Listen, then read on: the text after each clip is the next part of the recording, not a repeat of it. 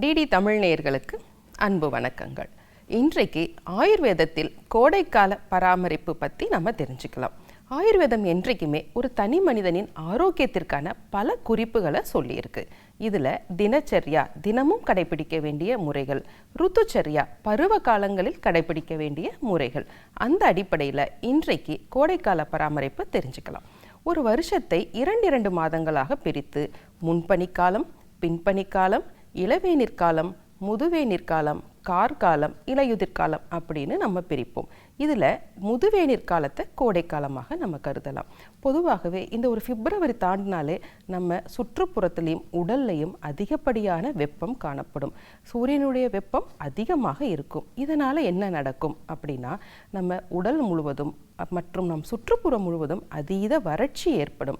வறட்சியும் வெப்பமும் அதிகரிக்கும். அப்போ என்ன மாற்றம் ஏற்படும்?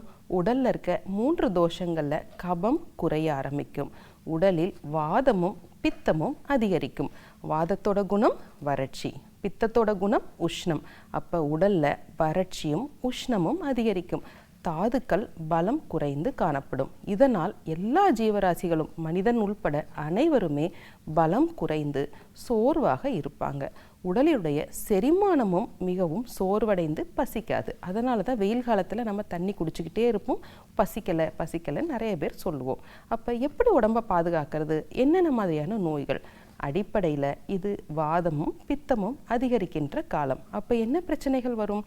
தலை சுற்றல், மயக்கம், கண்ணெரிச்சல், உடல் சோர்வு, உடலில் நீர் சத்து குறைதல், தோல் சார்ந்த நோய்கள், வைரஸ் கிருமிகளுடைய தொற்றுக்களும் அதிகமாக இருக்கும். காமாலை போன்ற பல பிரச்சனைகள் இருக்கும். ஒரு சில பேருக்கு பார்த்தீங்கன்னா கோடை காலத்தில் வயிற்றுப்போக்கும் ஏற்படும். இது எதற்காக? பசி தீ குறைந்து காணப்படுவதனால். அதை எப்படி நம்ம எதிர்கொள்வது ஆயுர்வேதத்தில் அப்படின்னு பார்ப்போம். முதல்ல இந்த பித்தத்தை அதிகரிக்கக்கூடிய சுவை என்ன அப்படின்னு பார்த்தோம்னா, உணவில் புளிப்பு, உப்பு, கார்ப்பு, இந்த 3 சுவையும் பித்தத்தை அதிக அளவில் அதிகரிக்கும். அப்போ இந்த 3 சுவையும் சேர்ந்த உணவுகளை நாம் தவிர்க்கணும். அதற்கு பிறகு பித்தத்தை சரி செய்யக்கூடிய சுவைகள் என்னது? கசப்பு, துவர்ப்பு, கடைசியாக இனிப்பு. இந்த 3ம் சார்ந்த உணவுகளை எடுத்துக்கொள்ள வேண்டும். ஒரு சின்ன எடுத்துக்காட்டுகள் பார்க்கலாம். ரொம்ப சோர்வடைஞ்சு இருக்காங்க, உடல் வறட்சியாக இருக்குது அப்படின்னா தயிரில் சிறிதளவு சுக்கு, மிளகு சேர்த்து கொடுக்கலாம். பொதுவாகவே ஆயுர்வேதத்தில் தயிரை நல்ல உணவாக நாங்கள் கருத மாட்டோம். ஆனால் வறட்சி இருக்கும் பொழுது பசி இருப்பவர்களுக்கு உடல் சோர்வை உடனடியாக நீக்க வேண்டுமென்றால் அந்த சமயத்தில் தயிரை நம்ம பயன்படுத்தலாம். மற்றவர்கள் மோருடன் கசப்பு சுவையுடைய கறிவேப்பிலையும் கொத்தமல்லியும் நம்ம சேர்த்து சாப்பிடணும். அதற்கு பிறகு ரொம்ப நீர் வேட்கை அதிகமாக இருக்குது, சோர்வு அதிகமாக இருக்குன்னா இயற்கையான இனிப்பு சுவையுள்ள பேரீச்சை, சிற்றீச்சை, குமிழ் போன்ற மூலிகைகளை தண்ணீரில் கரைத்து பானகம் போல உருவாக்கி குழந்தைகளுக்கும் பெரியவர்களுக்கும் அனைவருக்குமே எடுத்துக்கொள்ளலாம்.